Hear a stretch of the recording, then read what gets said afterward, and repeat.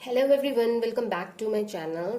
जैसे कि अगर आप लोगों ने मेरी टाइम सीरीज की वीडियोस को फॉलो किया हुआ है तो आप लोगों को पता होगा कि लास्ट वीडियोस में हम लोगों ने डिस्कस किया था ग्रोथ कर्व्स के बारे में। वहां पे हम लोगों ने जाना था कि तीन टाइप की हमारी ग्रोथ कर्व्स होती हैं। First is modified exponential, second is Gompertz curve and the third one is logistic curve. So जो लास्ट वीडियो थी उसमें हम लोगों ने जो मॉडिफाइड एक्सपोनेंशियल कर्व थी उसको डिस्कस किया था और हमने देखा था कि मॉडिफाइड एक्सपोनेंशियल कर्व को फिट करने के दो मेथड्स होते हैं। एक मेथड होता है method of three selected points and the second method is method of partial sums. तो लास्ट वीडियो में हम लोगों ने सिर्फ एक मेथड को डिस्कस किया था जो कि था method of three selected points. Now इस वीडियो में हम लोग डिस्कस करेंगे मेथड ऑफ पार्शियल सम। ये क्वेश्चन एक इंपॉर्टेंट क्वेश्चन है और आईएएस के एग्जाम में इस तरह का क्वेश्चन जो है वो पूछा गया है। अगर आप लोग अपने प्रीवियस ईयर के पेपर्स देखोगे तो आप लोगों को ये चीज पता लग जाएगी। सो नाउ अब हम लोग देखिए स्टार्ट करते हैं कि इसको हम लोग किस तरह से करेंगे।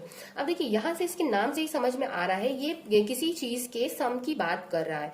अब देखिए यहाँ पे किस चीज के सम की बात कर रहा है। देखिए आप लोगों को पता है कि जो हमारा टाइम सीरीज डेटा होता है उनमें डिफरेंट डिफरेंट टाइम के लिए, मान लीजिए T1 T2 T up to N, ये हमारा कोई भी टाइम पीरियड है। मान लीजिए 2000 से लेकर 2010 तक का टाइम पीरियड है। तो उसमें किसी भी कॉमोडिटी की वैल्यू है जो कि आई है Y1, देन T2 में आई है Y2, अप टू Tn में आई है Yn।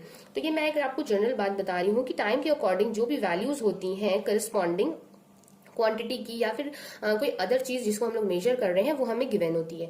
तो यहाँ पे मान के चलिए कि अगर हमारे पास एक टाइम सीरीज है और उसको हम लोग 3 पार्ट्स में डिवाइड कर रहे हैं, बट वो जो पार्ट्स हैं वो हमारे n इक्वल पार्ट्स होने चाहिए। मान लीजिए इसको हम लोग डिवाइड कर रहे हैं 3 पार्ट्स में, तो एक पार्ट ये हो जाता है, एक पार्ट ये हो जाता है और एक पार्ट ये हो जाता है, और इन सभी में n वैल्यूज जो है वो होनी चाहिए। तो इस तरह से अगर हम लोग टाइम देखिए लेके चलते हैं, अगर मान लीजिए कि जो हमारा टाइम है, पहली वाले जो क्वांटिटी हमने ली है पोर्शन, तो उसका टाइम जो है हमारा 1 2 अप टू n तक जा रहा है। जो सेकंड वाला पोर्शन है उसमें जो आपका टाइम है आप समझ लीजिए वो स्टार्ट हो रहा है। अब देखिए यहाँ पे n पे आके खत्म हुआ है, इसका मतलब यहाँ से n+1 से स्टार्ट होगा, तो n+1 n+2 ऐसे करते करते ये 2n तक जाके स्टॉप हो जाएगा। देन थर्ड वाला जो है, तो थर्ड वाला आपका यहाँ से मैं यहाँ पे ही लिख दे रही हूँ, वो हो जाएगा। अब देखिए ये स्टॉप हुआ है तो यहाँ से स्टार्ट होगा 2n+1 2n+2 up to dash dash dot dot dot करके ये आ जाएगा 3n तक। बिकॉज मैंने बोला है कि हर पार्ट में n जो है n आपकी वैल्यूज होनी चाहिए। तो यहाँ से देखिए हमने जो टाइम है उसको 3 पार्ट में इक्वली डिवाइड कर लिया है। तो अब देखिए इन पार्ट्स के अकॉर्डिंग जो yt है आपकी उसकी कुछ कुछ वैल्यूज होंगी, जैसे यहाँ पे गिवन है। तो इसका मतलब ये जो 1 से n तक है इसकी yt की कुछ वैल्यू होगी, तो उसका जो सम है उसको हम लोग मान लेते हैं S1। तो इस वाले को देखिए हम लोग मानते हैं S1 जो है इन सभी की जो वैल्यूज हैं, इन सभी के टाइम के करस्पॉन्ड जो yt की वैल्यू है उन सभी का सम है। तो इसको देखिए सम है, इसका मतलब हमें समेशन करके ही लिखना पड़ेगा। तो उसको हम लोग क्या लिख सकते हैं, summation t is going from 1 to n। देखिए हम लोग पहला वाला लिख रहे हैं तो इसलिए t is going from 1 to n ले लिया, देन हमने लिख लिया यहाँ पे yt।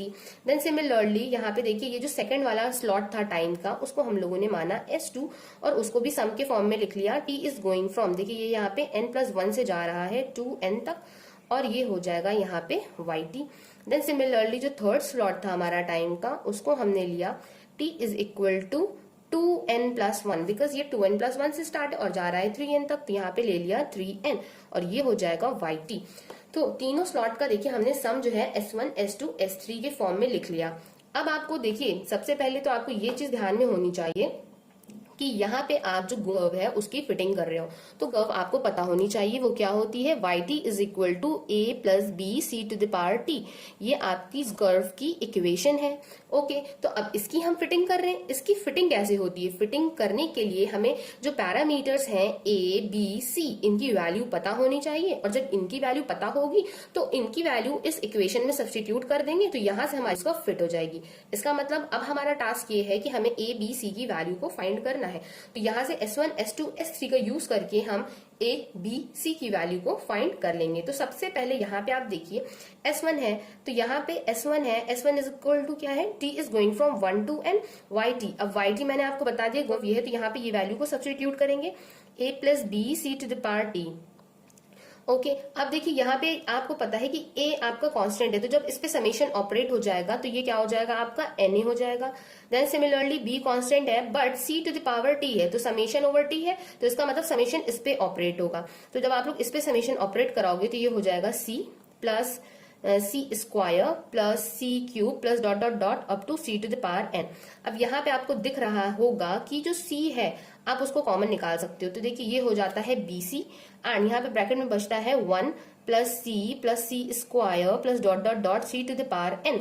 अब यहाँ से आपको ये चीज पता होनी चाहिए कि ये जो सीरीज है ये एन टर्म्स का जीपी का सम है, मतलब जो जीपी की हमारी सीरीज होती है ज्योमेट्रिक प्रोग्रेशन की, उसका सम दिख रहा है। तो देखिए उसका सम क्या होता है, उसका सम अगर हमें निकालना है तो उसका फॉर्मूला होता है A R to the power N minus one upon R minus one, जहां पे आर जो होता है वो आपका कॉमन रेशियो होता है। कॉमन रेशियो का मतलब हो गया कि इस वाले टर्म को हम डिवाइड करेंगे इसके प्रीवियस टर्म से तो सी आ जाएगा, देन सी स्क्वायर को हम लोग डिवाइड करेंगे सी से तो भी देखिए सी आ रहा है, मतलब इसीलिए मैंने इसको बोला ये आपका कॉमन रेशियो है, मतलब कि जो आपका सक्सीडिंग टर्म है उसको अगर आप डिवाइड करेंगे उसके प्रीसीडिंग टर्म से तो वो सेम वैल्यू आनी चाहिए। इसी तरह से यहाँ पे सी क्यूब को आप डिवाइड करोगे अगर सी स्क्वायर से तो भी सी आएगा, इसका मतलब आर की वैल्यू हो जाती है सी। तो ये फॉर्मूला यूज करके, और देखिए यहाँ पे ए की जो वैल्यू है आप इसको ए को ये ए मत समझिएगा, ये तो मैंने जीपी की सम का फॉर्मूला लिखा है। तो यहाँ पे ये जो ए होता है ये होता है फर्स्ट टर्म, मतलब जो भी फर्स्ट टर्म है यहाँ पे उसको भी यहाँ पे लिखना है। अब देखिए इस अकॉर्डिंग हम लोग लिख देंगे N A plus B C. अब यहाँ पे फर्स्ट टर्म ए मतलब कि फर्स्ट टर्म, तो ये फर्स्ट टर्म 1 हो गया तो 1 रखेंगे यहाँ पे, तो उसका कोई भी इफेक्ट नहीं पड़ेगा। इसका मतलब अब हमें ये रखना है। अब आर हमारा था कॉमन रेशियो आ रहा था सी, तो C to the power N हो जाएगा according to this formula, then minus one upon C minus one. तो यहाँ पे देखिए इतना वैल्यू हमारी आ जाती है और इसको यहाँ पे ही हम इक्वेशन 1 का नाम दे सकते हैं। अब सिमिलरली देखिए S1 हमने फाइंड कर लिया है, अब मैं S2 भी आपको यहाँ पे फाइंड करके बता देती हूँ। तो ये देखिए यहाँ पे जब S2 फाइंड करेंगे तो S2 इज इक्वल टू क्या हो जाएगा, summation t is going from n plus 1 से 2n, एंड बाई t की जब वैल्यू सब्सटीट्यूट करेंगे वो हो जाएगी a plus B C to the power t। तो यहाँ पे आप लोग देख सकते हैं कि ये जो a है ये आपका है कांस्टेंट। अब यहाँ पे जल्दी जल्दी में आप लोग गड़बड़ी मत कर दीजिएगा कि यहाँ पे डायरेक्टली आपने 2n लिख दिया, यहाँ पे आप 2n नहीं लिखेंगे, यहाँ पे आप क्या लिखेंगे na, बिकॉज मैंने आपको बताया कि हर टर्म्स में हमने क्या लिए हैं, हर स्लॉट में n यूनिट्स हैं। देखिए यहाँ पे मैंने ऑलरेडी स्पेसिफाई कर दिया है, तो इसका मतलब ये स्लॉट भी है, इसका मतलब अगर इस स्लॉट का भी हम लोग समेशन कर रहे हैं तो यहाँ पे n यूनिट्स ही आ रही है, बिकॉज ये 1 से नहीं स्टार्ट है, ये स्टार्ट है n प्लस 1 से, n प्लस 1 से 2n जा रहा है, इसका मतलब यहाँ पे n यूनिट्स है। तो जल्दीबाजी में भी कुछ लोग हो सकते हैं गलती कर दे, तो मैंने यहाँ पे इसीलिए बता दिया कि यहाँ पे आप लोगों को क्या लिखना है, Na लिखना है। तो ये Na हो जाएगा प्लस देखिए b तो आपका कांस्टेंट है तो वो आपने इधर रख लिया। अब सिमिलरली यहाँ देखिए c to the power t है तो उस पर ये समेशन ऑपरेट हो जाएगा, तो यहाँ पे हो जाएगा c to the power n plus 1 then plus c to the power n plus 2 plus dot dot dot c to the power 2n। अब यहां से देखिए आपको कॉमन दिख रहा होगा c की पावर n प्लस 1, तो n a plus b c की पावर n प्लस 1 हमने कॉमन निकाला। उसके बाद आप लोग देखोगे कि यहाँ ब्रैकेट में बचेगा 1 plus C square plus dot dot dot C to the power n बचेगा, मतलब कि सेम यही टर्म जो है ये आपका यहाँ पे बच जाएगा। तो यहाँ पे भी आप जीपी का सम लगा सकते हैं, तो जब आप जीपी का सम लगाओगे तो सेम ये टर्म यहाँ पे आ जाएगा। तो यहाँ इसका मतलब ये हो गया कि S2 की वैल्यू आ जाती है N A plus B time C to the power n plus 1, और ब्रैकेट में आ जाएगा आपका c की power n minus 1 upon c minus 1। मैंने यहाँ पे 1 छोड़ दिया। तो आप लोग देख सकते हैं S1 की वैल्यू आ गई, S2 की वैल्यू आ गई। अब सेम पैटर्न पे आप लोग S3 भी फाइंड करोगे तो उसकी वैल्यू मैं डायरेक्ट लिख दे रही हूँ, उसकी भी वैल्यू हो जाएगी Na plus, because third slot में भी n एलिमेंट्स हैं तो यहाँ पे n आ जाएगा, b देन c की पावर यहाँ पे कुछ नहीं था, यहाँ पे आया n प्लस 1, और जो थर्ड वाला है तो उसके लिए आ जाएगा 2n प्लस 1, देन यहाँ पे ब्रैकेट में आ जाएगा c to the power n minus 1 c minus 1। तो ये S3 निकालना भी बहुत ज्यादा सिंपल है, तो आप लोग इसको इजिली अपने आप से कर सकते हो, इसलिए मैंने ये नहीं बताया। अब देखिए S3 हमने फाइंड कर लिया है, तो S1, S2, S3 की वैल्यूज पता चल गई हैं। तो अब देखिए जो नेक्स्ट हमारा काम है, तो अगर आप लोग इसको नंबरिंग करना चाहो तो आप लोग इसको 2 और 3 भी दे सकते हो। अब देखिए नेक्स्ट काम है हमारा कि हमें फाइंड करना है S2 माइनस S1 को एंड S3 माइनस S2 को। तो देखिए S2 माइनस S1 या आप लोग कह सकते हो सब्ट्रैक्टिंग इक्वेशन 2 फ्रॉम इक्वेशन 1, इस तरह से। तो देखिए जब हम S2 माइनस S1 करेंगे तो यहाँ पे आप लोग देख सकते हो ये है आपका S2। तो देखिए जब मैं S2 को सब्स्टिट्यूट करूंगी तो ये हो जाएगा Na plus B C to the power n minus 1, then c की power n minus 1 c minus 1, then S1। अब S1 को देख सकते हैं यहाँ पे ये हो जाएगा minus Na then minus B C C की power n minus one C minus one. तो यहाँ से देखिए na से na कैंसिल आउट हो गया। अब इन दोनों में से आप लोग क्या कॉमन निकालोगे, तो यहाँ से देखिए हमारा कॉमन निकल रहा है B C, then c to the power n, then whole से minus one, then c minus one. तो ब्रैकेट में यहाँ पे क्या बचेगा, देखिए c जो है हम लोग वो निकाल चुके हैं, तो इसका मतलब यहाँ c to the power n minus one बच जाएगा। तो इसको हम लोग और देखिए मर्ज करके लिख लेते हैं, ये हो जाएगा bc और c to the power n minus one. यहाँ पे दो टर्म्स हैं तो इन दोनों का स्क्वायर हो जाएगा एंड डिनोमिनेटर में है हमारा c माइनस वन। तो ये आ जाता है हमारा s2 माइनस s1 की वैल्यू। अब देखिए हम फाइंड करेंगे S3 माइनस S2 की वैल्यू। आप समझ रहे हैं ना, S1 S2 S3 है तो पहले S2 minus S1 then S3 minus S2। अब इसकी भी जब आप लोग वैल्यू फाइंड आउट कर लोगे तो वो वैल्यू मैं डायरेक्टली यहाँ पे सब्सटीट्यूट कर दे रही हूँ। इसको जब आप लोग खुद से कैलकुलेशन करोगे तो आप लोगों की ये वैल्यू इजिली आ जाएगी। तो ये आ जाएगी b into C to the power n plus one, then upon में ये आ जाएगी c minus one, then bracket में c minus one whole square. तो देखिए ये दो वैल्यूज आपकी आ चुकी हैं। तो अब यहाँ पे भी अगर आपको इक्वेशन में नंबरिंग करनी है तो आप इसको इक्वेशन 4 और इसको इक्वेशन 5 बोल सकते हो। तो अब देखिए हमारा काम क्या है, हमें डिवाइड करना है इक्वेशन 5 को इक्वेशन 4 से। That means S3 minus S2 divided by S2 minus S1। तो जब आप इस इक्वेशन से डिवाइड करोगे तो यहां से आप लोग देख सकते हो कि b c माइनस वन ये जो है ये दोनों ही कैंसिल आउट हो जाएंगे, ये दोनों टर्म्स कैंसिल आउट हो जाएंगे। यहाँ पे c की power n plus one and c बचेगा तो c भी कैंसिल आउट हो जाएगा। सिंपल जो बचेगा आपके पास वो बचेगा c to the power n। तो यहाँ से जो c की वैल्यू देखिए आप लोग निकालोगे तो वो क्या आ जाएगी आपकी S3 minus S2 upon S2 minus S1 to the power one upon n। तो यहाँ से देखिए हमारा जो पैरामीटर c था, c की वैल्यू आ चुकी है। अब हमें निकालनी है a और b की वैल्यू, वो भी बहुत ज्यादा इजी है और बहुत जरा सही इसकी प्रूविंग बची है। अब देखिए यहाँ पे हम लोगों को पता है कि हम लोगों ने S2 माइनस S1 निकाल रखा है। तो S2 माइनस S1 में हम जो है वो c to the power n की जो वैल्यू है उसको सब्स्टिट्यूट कर दें यहाँ पे। तो यहाँ पे आप लोग देख सकते हैं, यहाँ पे मैं लिख दे रही हूँ S2 माइनस S1।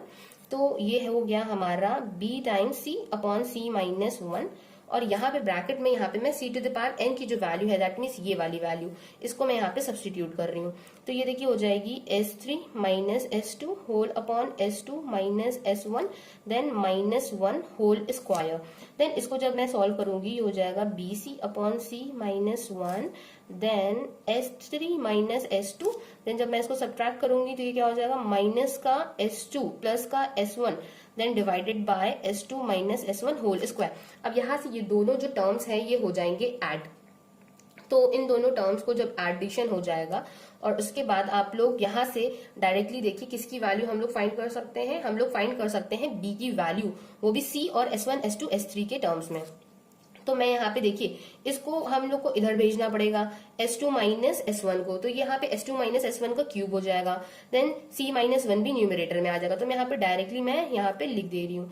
तो देखिए ये हो जाएगा D, इसका मतलब यहाँ से हम B की वैल्यू फाइंड कर रहे हैं। तो B इज इक्वल टू क्या हो जाएगा C minus one, then S2 minus S1 का क्यूब हो जाएगा, देन ये जो C है ये इसके देखिए डिनोमिनेटर में आएगा तो मैंने यहाँ पे लिख दिया। देन ये वाला टर्म जो है ये भी आपका डिनोमिनेटर में आ जाएगा, ये हो जाएगा आपका S3 minus 2S2 plus S1 whole square. तो ये देखिए यहाँ से b की वैल्यू आ गई। अब देखिए ये जो प्रूविंग्स है ये तो आप लोग खुद भी कर सकते हैं, बट मैं एक्सप्लेन आप लोगों को इसलिए कर दे रही हूँ बिकॉज कभी कभी ऐसा होता है कि इंसान पढ़ी हुई भी चीज में बहुत ज्यादा कंफ्यूज हो जाता है और उसको समझ में नहीं आता कि ये स्टेप कैसे आया। मैंने तो इससे पहले भी किया था बट मुझे याद नहीं आ रहा है, तो इसलिए मैं वीडियो बना दे रही हूँ ताकि कभी बाई चांस कुछ भी आप लोग की चीज फंसे तो आप मेरी वीडियो देख के आप उससे हेल्प ले सकते हैं। तो देखिए यहाँ से हम लोगों ने फाइंड कर ली है b की वैल्यू, c की वैल्यू एंड b की वैल्यू फाइंड हो गई है। तो अब हम लोग देखिए क्या करेंगे, जो c की वैल्यू है और जो b की वैल्यू है उसको हम लोग पुट करेंगे इस वाली इक्वेशन में। ये जो हम लोगों ने S1 फाइंड करा था यहाँ पे S1 की वैल्यू ये, तो इस जगह पे हम लोग देखिए पुट करेंगे वैल्यू आपकी c की एंड b की, और वहां से हम लोग फाइंड कर लेंगे a की वैल्यू। तो देखिए मैं आपको यहाँ पे पहले बता दे रही हूँ कि मैं कहाँ पे वैल्यू सब्स्टिट्यूट करने वाली हूँ। तो देखिए सबसे पहले तो मैं आपको इधर वाल करके बता देती हूँ। देखिए यहाँ से मैं आपको सबसे पहले a की वैल्यू निकाल लेती हूँ S1 और इन सब चीजों के टर्म्स में, ठीक है। तो मैं उसको आपको दूसरे पेज पे बता रही हूँ। तो देखिए S1 की जो वैल्यू थी वो मैंने यहाँ पे लिख ली है। तो यहाँ से देखिए अगर मैं a की वैल्यू निकालूंगी तो क्या आएगा, S1 minus B C to the power n minus one C minus one. That means ये वाला टर्म मैंने इधर भेजा इज इक्वल टू के इधर भेजा। अब यहाँ पे देखिए यहाँ पे क्या बचेगा, a n बचेगा, बट n भी हमें नहीं चाहिए है, तो n जब मैं उधर भेजूंगी तो वो आ जाएगा इसके डिनोमिनेटर में। मतलब a की वैल्यू कुछ इस तरह से आ गई है। अब यहाँ पे देखिए हमें अपनी जो वैल्यूज है वो सब्स्टिट्यूट करनी है। तो देखिए उसके लिए अब मैं इसको सीधे सीधे लिख ले रही हूँ, a is equal to 1/n, then S1 minus S1 minus ये है हमारा B C, और ये C माइनस 1 हम यहाँ पे लिख ले रहे हैं। अब देखिए B की वैल्यू जो है, B की वैल्यू हम लोगों ने जो निकाली थी, तो मैं यहाँ पे B की, अभी देखिए C की वैल्यू मैंने नहीं सब्स्टिट्यूट करी है, C माइनस 1 मैंने इसको ऐसे लिखा है। अब मैं यहाँ पे सिंपल B की वैल्यू सब्स्टिट्यूट करूंगी, तो B की वैल्यू देखिए क्या है, C minus 1, then S2 minus S1 cube, then whole upon C times S3 minus 2S2 plus S1 का स्क्वायर। अब देखिए इसीलिए मैंने यहाँ पे C और C माइनस 1 की नहीं सब्स्टिट्यूट करी थी, बिकॉज ये दोनों ही वैल्यूज क्या हो जानी है, कैंसिल आउट हो जाएंगी। अब यहाँ से देखिए हमारे पास बचता क्या है, ब्रैकेट में ये टर्म बचता है। तो यहाँ पे C to the power n की वैल्यू जो है हम लोगों को ऑलरेडी नोन है, वो हम लोगों ने पीछे निकाली हुई थी, तो डायरेक्टली मैं यहाँ पे सब्स्टिट्यूट कर दूंगी S3 और S2 S1 के फॉर्म में। तो S3 minus S2 whole upon S2 minus S1 minus 1, तो ये हम लोगों ने निकाली हुई थी। तो यहाँ से देखिए ये टर्म आ गया है। तो देखिए सिंपल जो है यहाँ पे क्या चीज बचा है, 1/n, देन ये है हमारा S1, यहाँ पे आप देख सकते हो ये है आपका S2 minus S1 cube whole upon S3 minus 2S2 plus S1 square. Then इसको अगर आप लोग सॉल्व करोगे तो ये आपका हो जाएगा S3 minus S2 then minus S2 then plus S1 then whole upon S2 minus S1। तो इसको भी आप लोगों को देखिए सॉल्व करना पड़ेगा। ये हो जाएगा n times S1 minus S2 minus S1 whole cube. Then देखिए आप लोग डायरेक्टली ये चीज यहाँ से कैंसिल आउट हो रही है, तो मैं इसको स्क्वायर कर दे रही हूँ, और ये चीज इधर से जब कैंसिल आउट होगी, देखिए ये हो जाएगा आपका 2S2, यहाँ पे भी 2S2 प्लस S1 का टर्म है, तो जब ये दोनों कैंसिल आउट होंगे तो यहाँ पे आपका बचेगा S3 minus 2S2 minus S1 simple. तो ये टर्म आपका कैंसिल आउट होकर आएगा। अब इसके बाद जब आप इससे एलसीएम लेके जब इसको सब्ट्रैक्ट करोगे तो जो फाइनल टर्म्स आपके पास बचेंगे वो हो जाएगा S1 S3 minus S2 square, then whole upon S3 minus 2S2 plus S1। तो यहां से ये आ जाती है आपकी A की वैल्यू। तो देखिए हमें A की वैल्यू, B की वैल्यू एंड C की वैल्यू पता चल चुकी है। तो आप फाइनली यहाँ पे क्या लिख दोगे, putting values of A, B and C in curve and that will represent the best fit for that curve. तो ये हो जाता है हमारा मेथड ऑफ पार्शियल सम्स। तो आई होप कि आप लोगों को ये चीज समझ में आई होगी। और इसकी देखिए अब जो नेक्स्ट वीडियो आएगी उसमें हम लोग पढ़ेंगे गोम्स कर्व के बारे में। और अगर आप लोगों को वीडियो अच्छा लगा हो और समझ में आया हो और आपको मन करता हो तो आप इसको लाइक कर दीजिएगा, चैनल को सब्सक्राइब कर दीजिएगा और अपने फ्रेंड्स को भी शेयर कर दीजिएगा। Thank you for watching my video. Have a nice day.